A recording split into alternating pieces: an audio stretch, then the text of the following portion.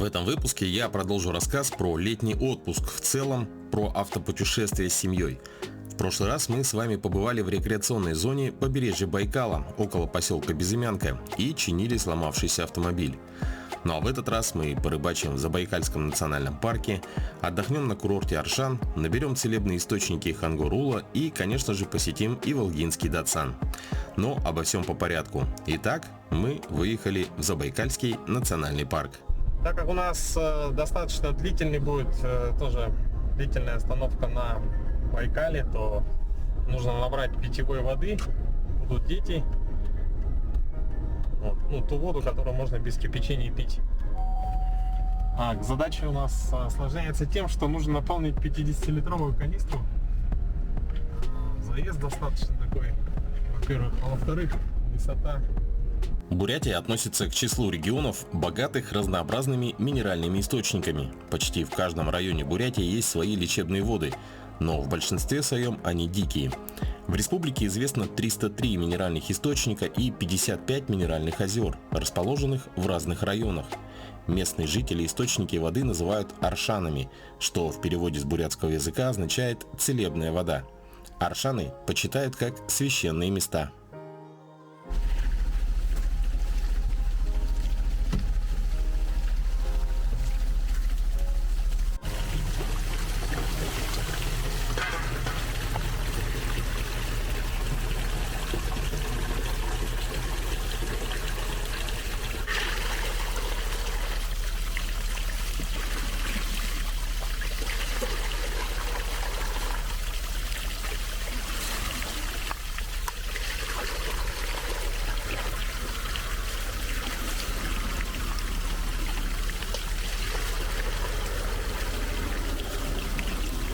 Брать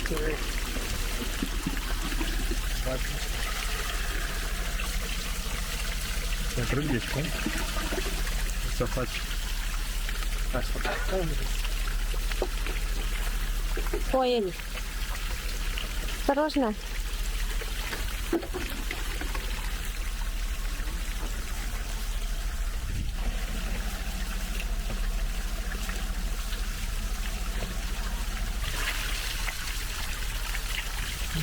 На секунду набирается, да?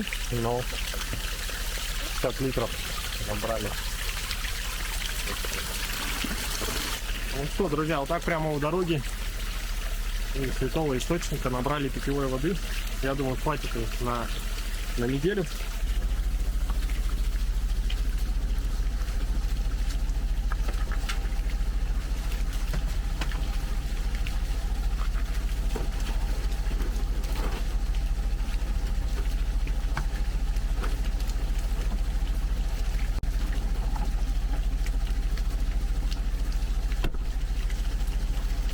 Теперь продолжаем.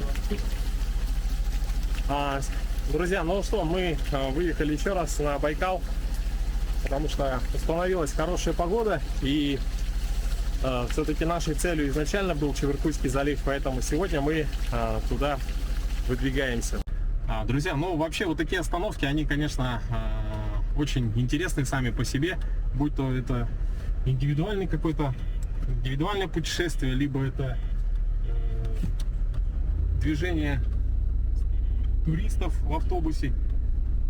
То есть, например, мы вот останавливались на реке Хаим, и достаточно большой поток туристов, отдыхающих наблюдали. Ну и вы можете как бы подойти к самой реке, немножко умыться. Также работают две кафешки, которые, по-моему, обслуживают достаточно большой поток туристический. Вот. Ну а мы в свою очередь направляемся в то место, где были в 2019 году. Нам там очень понравилось. Это бухта Окуневая. Единственное, что буквально вы скоро увидите, там есть такой момент по самой дороге. То есть несколько дней подряд лили дожди, и я не знаю, насколько состояние этого пути. Ну, посмотрим. В 2019 году мы были на Nissan Safari, а в этом году вот этот автомобиль Tahoe с кнопочным включением полного привода, который срабатывает мне где-то через раз. Ну, не будем загадывать, просто посмотрим. Сейчас у нас планируется остановка в поселке Усть-Баргузин. Там мы купим продукты и заправим баки для лодки. Вот уже виднеется мыс Святой Нос. Мы держим путь на КПП национального парка, Забайкальского национального парка, где проведем следующие где-то дней 7. По крайней мере, по погоде все очень даже хорошо. Солнце, облачно иногда, но дождей больших нет. Дожди закончились вчера буквально. Река Баргузин. Там очень много рыбаков, я смотрю. Рыба есть. Скорее всего. Вот. Раньше этого моста не было. Здесь была такая небольшая переправа. Вот такие вот красоты. Ну, то ли еще будет.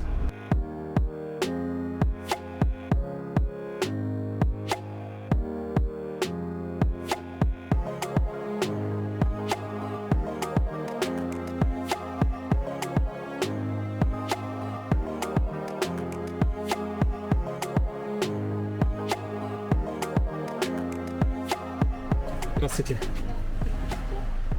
На Окунёва Почиров Руслан Валерьевич.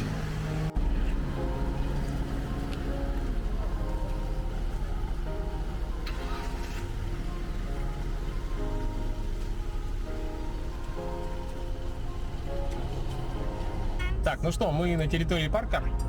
На двоих человек, взрослых, двоих детей, с лодкой, машина, все вместе на 7 дней вышло 4000 рублей. Двигаемся мы сейчас в бухту Окунёва. Сейчас проедем. С левой стороны у нас будет Баргузинский залив. Затем, дойдя до поселка Монахово, уйдем немного в горы. Ну, вот, надо сказать, что вот Яндекс.Навигатор очень хорошо с этим справляется. В принципе, не заблудимся в общем.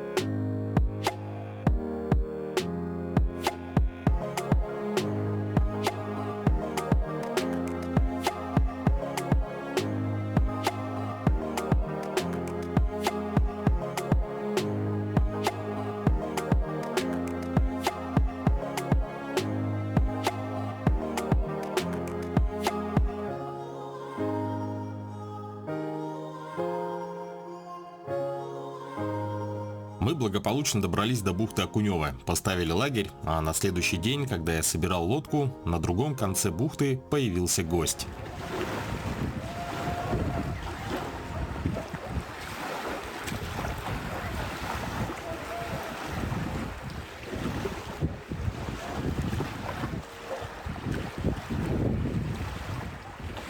Короче, медведь вышел на берег. Мишка большой.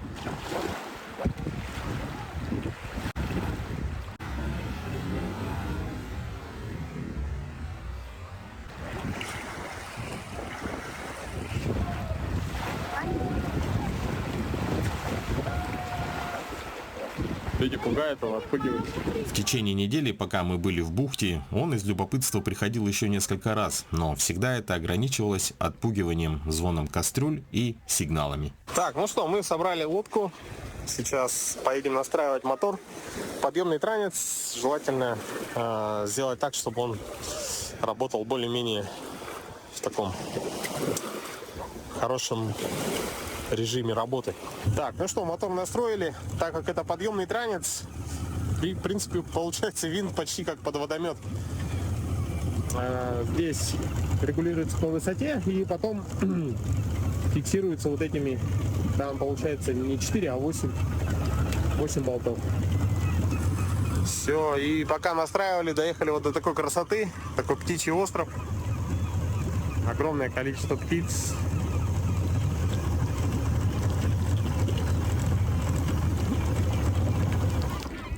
Даже выключим.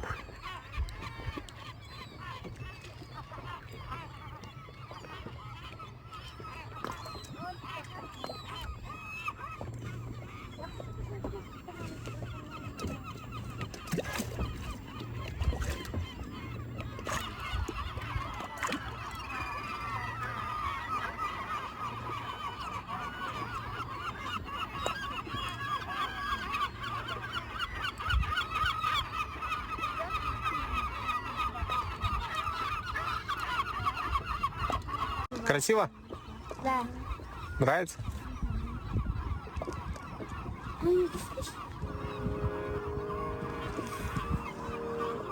Че, обратно? Или на Ушкани? Предложение съездить на Ушкани острова прозвучало как шутка, но тем не менее в 2019 году мы их посещали. Это заповедный архипелаг островов, где очень любят отдыхать байкальские нерпы. Ушкани острова можно посетить, заказав лодку или катер, но мы воспользовались своей лодкой.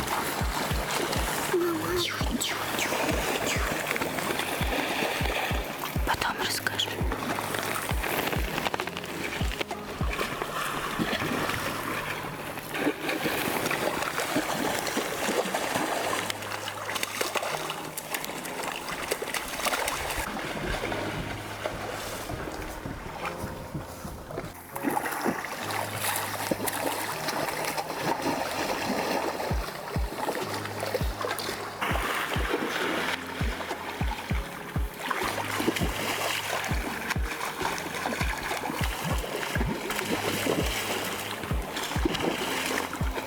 Вот, смотрите, какой улов.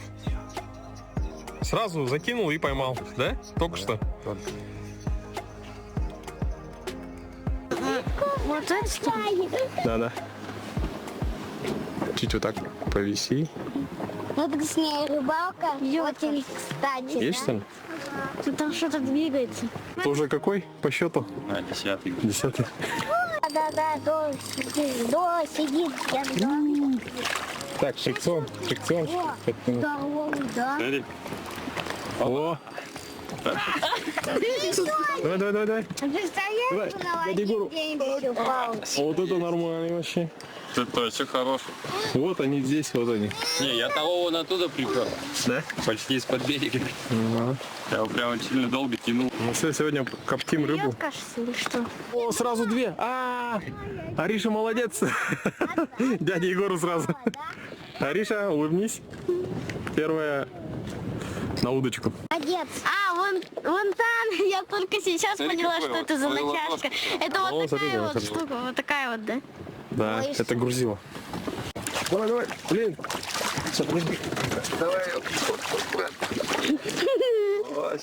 Есть. Вообще красава. Вот это ништяк.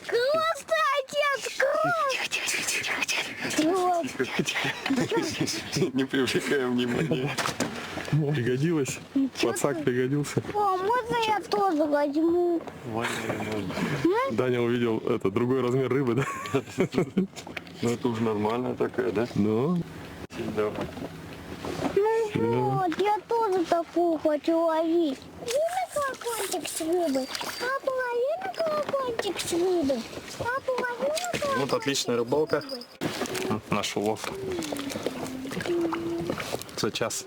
Основное занятие, когда вы отдыхаете с лодкой, это, конечно, рыбалка. Что касается Чевыркуйского залива, то тут на спиннинг можно поймать окуня и щуку. Что касается лично нашего случая, то за все дни пребывания в бухте Окуневая нам попадались окуни, и только один раз удалось поймать щуку ближе к поселку Монахово.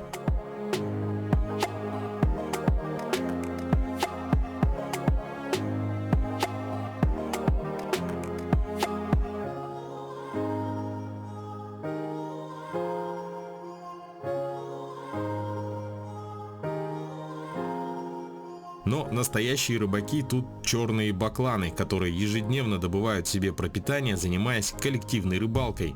Не побоюсь этого слова, огромные тучи этих птиц с участием чаек загоняют рыбу, летая кругами, и выхватывают ее из воды.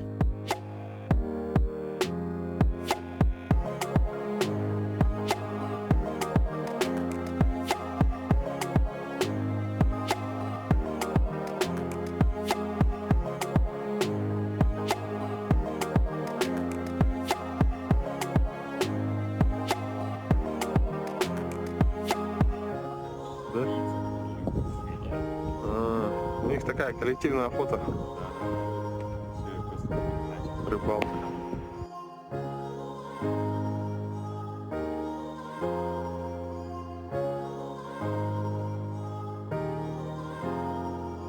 Хорошие солнечные дни и рыбалка – это отличные составляющие летнего отпуска.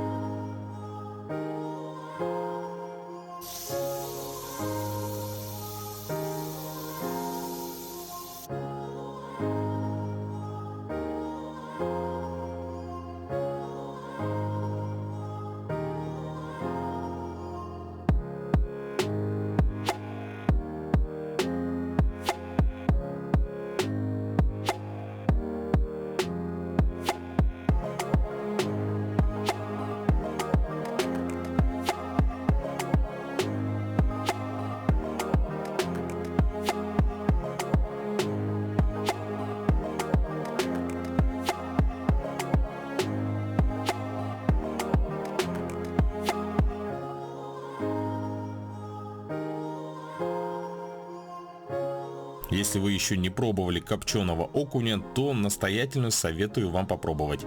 У нас с собой была коптильня, и по этой причине мы даже ни разу не приготовили уху. Мы коптили каждый день. У меня даже закончилась готовая щепа, которую брали в магазине. Ну, щепа дело не хитрое, я взял березовую дровину и настрогал щепы для коптильни. Щепа кладется в самый низ, немного замачивается водой, сверху в 2 ряда укладываем подсоленую рыбу, ставим на угли примерно на полчаса. Получаем отличный результат в виде вкусного копченого окуня.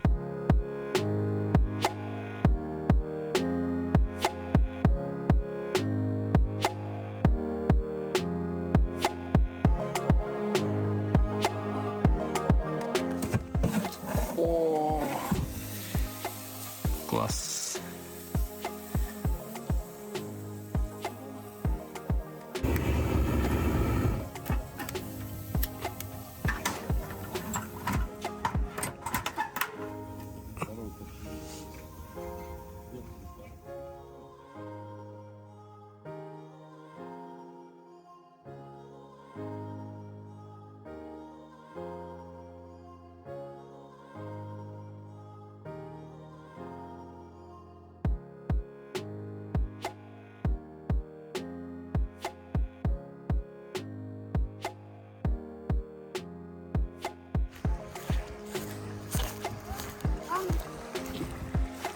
Все, вы готовы? Готовы, да, капитан? Я не слышу.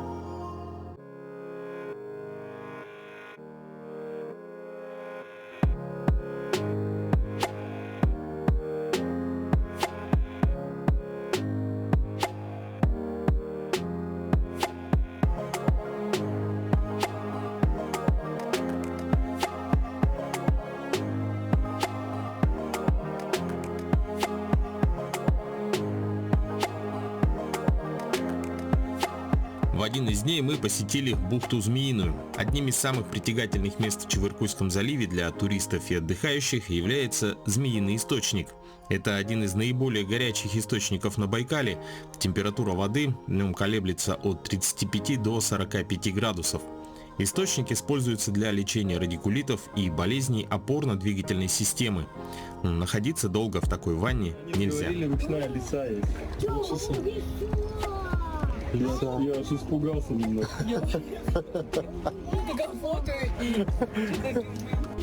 Смотрите. Есть, да? Фотка с лисой? Да, но я же не видела, что она бежит. И потом вы все такие, о, лиса.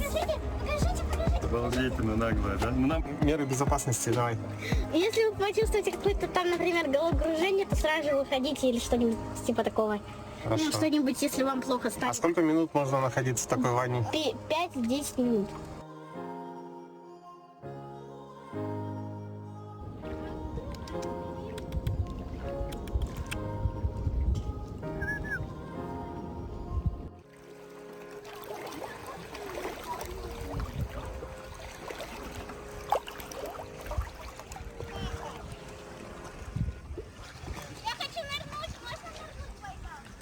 Давай.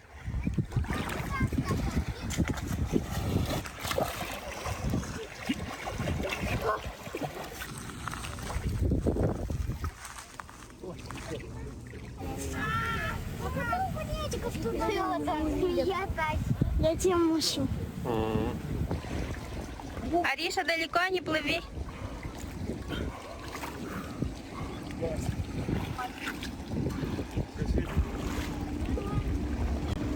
Прям вообще леденючая вода. Так, ну что, это знаменитая бухта Змеиная. Здесь две ванны радоновые, 35-45 градусов, похолоднее, погорячее. Ну, эффект есть, достаточно интересный. Ну и что, мы так достаточно вовремя приехали. Сейчас вот прибыли все туристы. А ванны, как вы видели, они достаточно такого небольшого размера.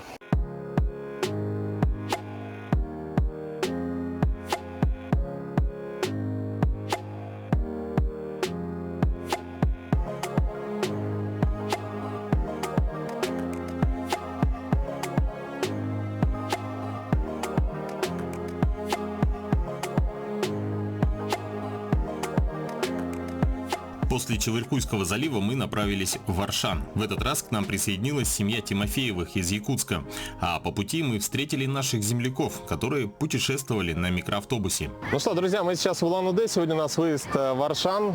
Вот это автомобили наших друзей. Они едут на теплые озера. Тут у нас еще на парковке мы встретились с ребятами, у которых очень интересный проект. Сейчас они поподробнее об этом расскажут. Да, Михаил, расскажи про ваше путешествие. Вы когда выехали с Якутска? Мы выехали в пятницу. Это было какое число? 4 августа, да? 5 августа. Да, сейчас уже 4-й день, как мы едем. Держим путь до Алматы, Казахстан. Едем вот на этом аппарате. Делика 91 года. Как я понял, вы его приобрели прямо перед поездкой, да? Ну да. За сколько? За 180 тысяч. И какие планы на него? Сделать автодом, вложить еще сюда. Ну, я уже ходовку сделал, перебрал. Движок у него контрактный, поэтому там особо трогать ничего не надо было. Ну, по салону кое-что сделать. Ну и сейчас в Иркутск доедем, сделаем кондиционер. И дальше уже будем ехать таким образом. А по автодому сейчас салон идет как вы в стандарте. Что планируете поставить? Да, сейчас салон идет в стандарте. Капитанские сиденья. Ну, мы это все будем потом снимать. И потом уже обшивать вагонкой или ламинатом, посмотрим. Сделаем уже проект. Я на драйве уже сделал себе блок. Ну, буду потихоньку туда добавлять. Если что, Миша Швили, добавляйтесь. Твои впечатления вообще, вот автопутешествия, какие плюсы и минусы есть? Ну, плюсы, то, что ты видишь разные места, открываешь для себя мир, видишь красивую природу. А минусы, ну, конечно, затраты. Все-таки по России у нас дизтопливо, ну, дизельный автомобиль, он сейчас считается самым дорогим, поэтому так себе. Вот. Минус А так- только один топливо. Но в целом, Да. получается, все равно вы везете с собой много вещей, да, то есть много человек, как бы ехать, если на том же самолете или на поезде, это, наверное, скорее всего, гораздо, ну, во-первых, не очень интересно, Да. а во-вторых, тоже по деньгам выходит нормально. Да. Ну вот у нас как бы комфортно. Мы уже 2 дня ночевали в этой машине и спали по 6-7 часов нормально. И сколько человек у вас? Нас 5. 5 человек спокойно размещается в Делике. Да, 4 взрослых, 1 ребенок. И это еще не сделан автодом, да? Это еще не сделал автодом, да. И это еще куча вещей, то есть весь багажник сзади, сверху, поэтому. И нормально едем, без каких-либо, не знаю, стеснений, какого-то дискомфорта. Курорт Аршан – это уникальная лечебная местность, которая дарит здоровье жителям Бурятии и соседних регионов, как взрослым, так и детям. Курорт был основан в 1920 году, и до настоящего времени сочетание природных лечебных факторов, горного климата, ландшафта, углекислой и минеральной воды Аршан, сульфидных иловых грязей не имеет аналогов в России. Сегодняшний день гораздо лучший по погоде, нет дождя. Вообще в целом в Аршане в этом году много дождей. Вот, и сегодня мы пошли к источнику.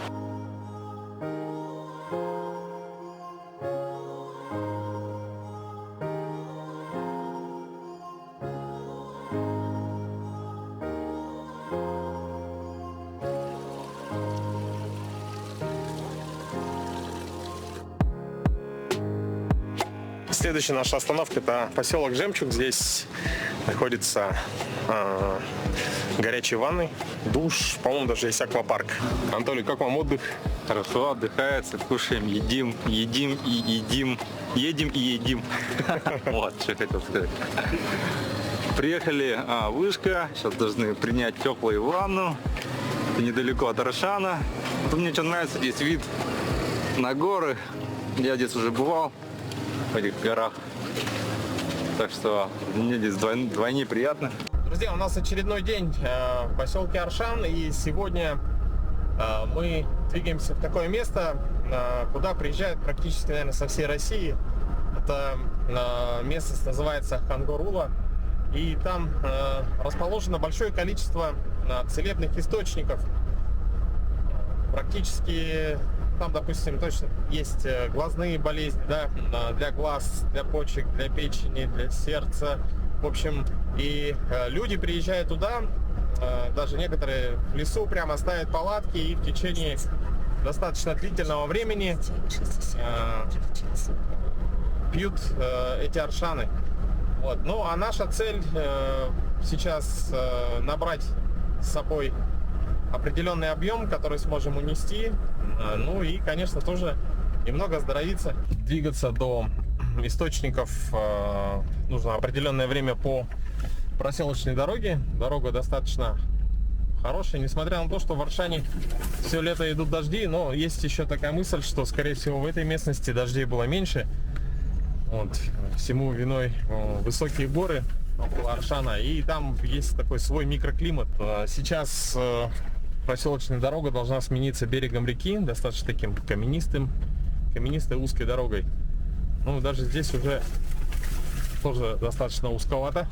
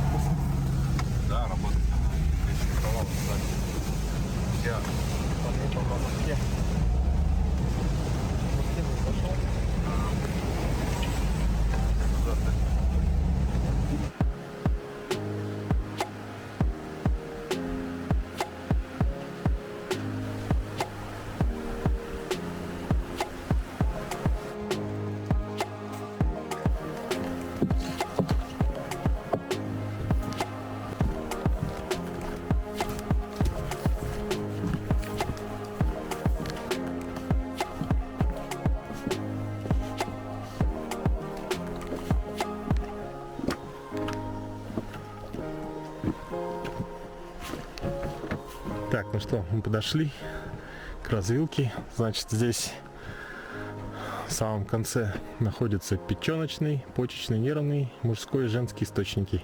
Сейчас около почечного источника встретили мужчину, который набирает. Он говорит, что давно тут не был. И дал рекомендацию пить почечный Аршан теплым по полстакана. Так, это нервный источник.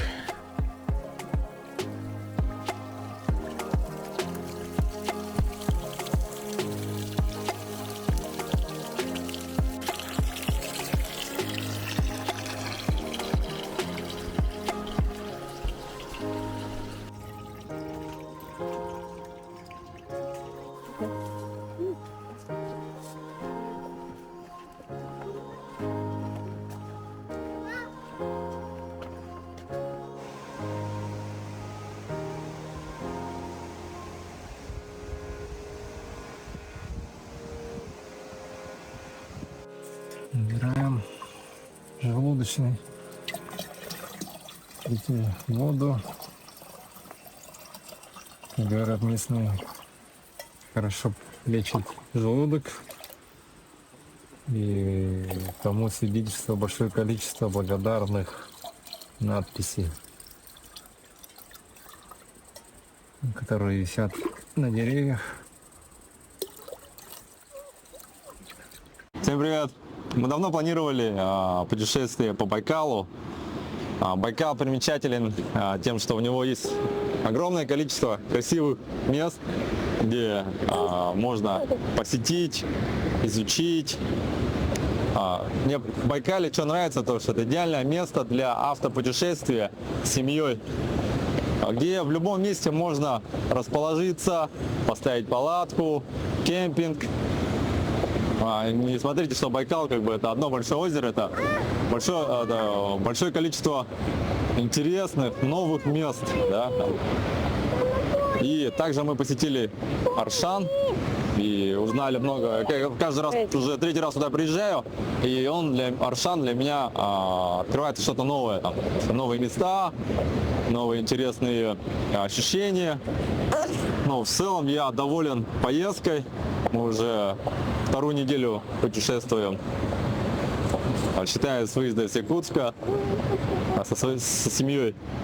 7 лет, получается, 7 лет назад были здесь на Байкале и проехались почти по тем же местам. Ну и плюс еще на Аршан съездили. А вообще вот отдых с детьми, он как-то отличается от отдыха, допустим, без детей? Да, конечно. Интереснее. Эти детские хлопоты добавляют контраст в автопутешествии. Если мы уже все подготовились к этому автопутешествию, взяли все с собой необходимое, то, что нужно детям, то, что нам пригодится, что у нас никаких трудностей не возникало, только одни плюсы. Да. То есть в машине у вас все есть и для кемпинга, и для отдыха, просто, допустим, в гостевом доме, да? Да, мы располагались как в палатке проживали, так и в гостевых домах по территории Байкала. Ну что, друзья, мы уже прибыли, пересекли границу Хангаласского улуса, скоро будет паром и дом. Вот в таком виде у нас автомобиль. В принципе, сейчас на этой парковке хотелось бы поближе познакомить с автомобилем семьи Тимофеевых. Это Hyundai Tucson. И, соответственно, давайте посмотрим, как у них организовано внутреннее пространство. Мне кажется, это будет интересно. Так, ну что у нас? Автомобиль Tucson 2017 года. 2 куба, 4 ВД. И купили его в прошлом году зимой. Вот у нас с автобоксом идет он. Так как подготовились мы для поездки? Так как поездка у нас дальняя и длительная, с предположением было с кемпингами, остановками и заселением в гостинице. Мы предусмотрели такую небольшую эргономику и расположили все в коробках. Намного удобно и упрощает поиск и сбор постоянный сбор вещей. Здесь, допустим, у нас расположились продукты, да, то есть все консервы, там коробки еды и так далее. Здесь, в этой коробке у нас кемпинговая, кастрюли, газовые баллоны, кружки, ложки, ножи, ну и часть, там чай, кофе тоже здесь расположилась. Здесь коробка более теплых вещей детская, здесь более летняя одежда, да, детская. Это рюкзак для вещей, мелких вещей электроники, там ноутбуки у меня расположились, ну и вот мелкие как бы необходимые принадлежности, да, как сок и туалет. Верхнюю часть я использовал, закрепляю с помощью вот этих стяжек, чтобы во время дороги они не болтались. Как видите, все конкретно держится, и в поездке нам ничего не мешает. Они привязаны к подлокотнику, Да, они по подголовнику. подголовнику привязаны, да, вокруг. И ничего у нас во время поездки не люфтит. Слушай, ну у вас двое ребят, и внутри как вот очень интересное решение с, как называется? Со спинкой. Со спинками, да. Да. 8 часов дети находятся в салоне, и поэтому мы максимально комфорт им обеспечили благодаря различным диковинным, да, штучкам. Вот, допустим, шторки. Они, ну, если сильно солнце мешает, они могут как бы закрыться самостоятельно. Также закрыть. Для воды тут, они иногда тут игрушки свои. Игрушки могут положить в эти, да, кармашки, чтобы что-то такое вот. Допустим, здесь мы планшеты ложим, телевизор мелкий, да, можно сюда положить. Здесь крепление для смартфонов, они мультик смотрят. Вот у Оксаны есть петелька такая хорошенькая, где одежду могут сюда вот повесить. Видите, мы под ногами положили наши вещи, да? Это чтобы им не было, долго ноги не висели. И это помогает. Спинка пассажирская хорошо наклоняется. То есть это, вот, допустим, это в таком положении это городская как бы езда, а в длительном пути полностью наклоняется. Это помогает, как бы разгружает, то есть детей с поясницы или шея не затекает, и они во время поездки хорошо лежат, спят. Также у младшего сына, вот, также у нас одеяло есть, да, они могут открыть. Вешалка, вот все у него в таком же варианте. Ну и чемодан, там наши личные вещи, которые нужны для заселения в гостиницу. Мыльный сменный. Ты же в гостиницу приехал, взял чемодан, и все там внутри. Да, то есть сразу выехал, не надо там коробку там поднимать, только, ты уже весь. А в оранжевой, там в передней сумке, в оранжевой, там уже кемпинговая теплая одежда. Только мы достаем, когда именно в палатке располагаемся. Ну и, соответственно, автобокс там, открывать не будем. Автобоксы, там палатки, столы, стулья, спальники, карематы. Все расположилось, ничего не мешает. Хотелось бы поблагодарить Анатолия за подробный рассказ. Все очень просто, эргономично и, главное, практично. То, что нужно для длительных поездок на автомобиле. Вот таким был наш летний отпуск этого года. Путешествие и отдых на автомобиле имеет ряд несомненных преимуществ, но вы должны сами для себя решить, готовы ли вы к такому виду отдыха. Нужно не забывать уделять должное внимание состоянию автомобиля, брать с собой все необходимое для комфортного отдыха абсолютно всех членов семьи, продумывать маршрут и, конечно, наслаждаться дорогой и отдыхом. Это был проект «Испытано на себе» на канале Якутия 24. До новых встреч в эфире.